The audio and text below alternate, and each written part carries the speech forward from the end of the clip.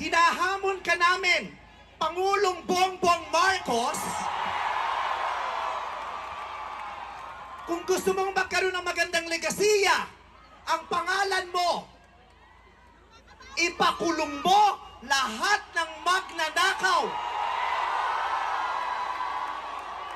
Nakatingin kami sa iyo, Pangulong Bongbong Marcos, at inaasahan ka namin, hindi dahil sa idol ka namin, kundi dahil sinaswelduhan ka namin at inaasahan namin na tutuparin mo ang inuutos naming mga employer mo.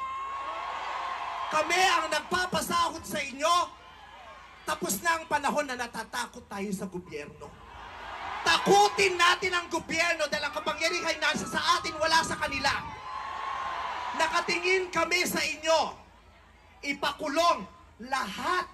Lahat ipakulong. Bawiin ang mga ari-arian. Bawiin ang mga ari-arian. Pati atay, i-donate. Ibigay ang atay. Pati mata, i-donate. Walang ititira kasi nga, hindi tayo pwedeng maawa dahil mga Maraming salamat sa inyong lahat.